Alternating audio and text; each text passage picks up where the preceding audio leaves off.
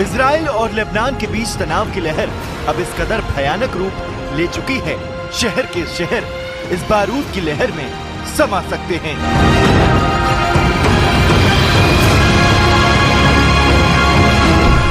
उत्तरी इजराइल पर हिजबुल्लाह के 100 से ज्यादा रॉकेट हमलों के बाद हालात भयंकर रूप ले चुके हैं।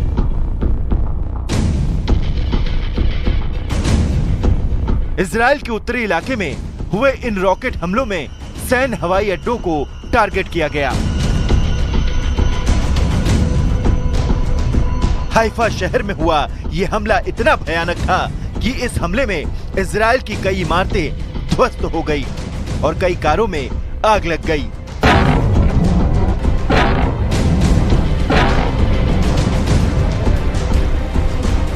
समाचार एजेंसी सिन्हुआ के मुताबिक उत्तरी इजराइल में रमत डेविड एयरबेस को सतह से सतह पर मार करने वाली मिसाइलों से निशाना बनाया गया। रमत डेविड बेस जायोनी यूनिट के 3 मेन एयरबेस में से एक है, जिसका लेबनान और सीरिया के लिए रणनीतिक महत्व है। ये बेस हाइफा तिब्रेत एक्सिस पर स्थित है। लड़ाकू और जासूसी विमान यहीं से उड़ान भरते हैं। इसके चारों तरफ एडवांस मिसाइलें और डिफेंस सिस्टम तैनात हैं। हिजबुल्लाह के इन हमलों ने इजराइल के राष्ट्रपति बेंजामिन नेतन्याहू के गुस्से को 7वें आसमान पर ला दिया है और अब इजराइल की तरफ से हिजबुल्लाह को दी गई धमकी तीसरे विश्व युद्ध का दरवाजा खोल सकती है, क्योंकि बेंजामिन नेतन्याहू ने हिजबुल्लाह को उन हमलों की याद दिलाने की कोशिश की है जिन हमलों ने महज कुछ मिनटों के भीतर लेबनान में हिजबुल्लाह के ठिकानों को तहस नहस कर दिया था।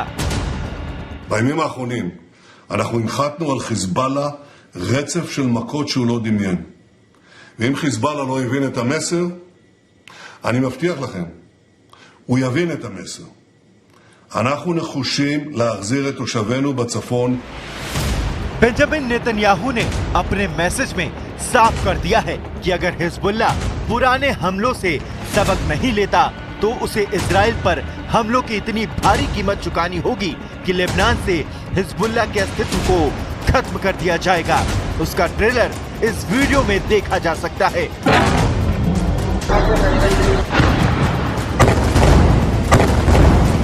हिजबुल्लाह के हमलों के जवाब में इजराइल की वायुसेना ने गाजा स्ट्रिप पर धुआंधार बमबारी कर दी।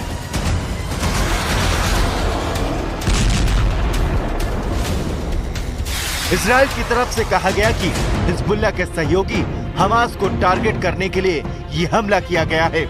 इजराइल की तरफ से ये भी दावा किया जा रहा है कि ये हमला उस स्कूल पर किया गया जहां हमास के लड़ाके छिपे हुए थे। यानी इजराइल की सेना हिजबुल्लाह और उससे जुड़े किसी भी संगठन को तबाह करने की सौगंध खा चुकी है। השבוע האחרון היה השבוע קשה ביותר בתולדותיו של חיזבאללה, ובמיוחד היממה האחרונה. הפעולה של צה"ל בדחיה רבת משמעות, רבת חשיבות ורבת עוצמה. इजराइल और लेबनान के बीच बेकाबू होते हालात पर अमेरिका की नजरें भी लगातार बनी हुए हैं।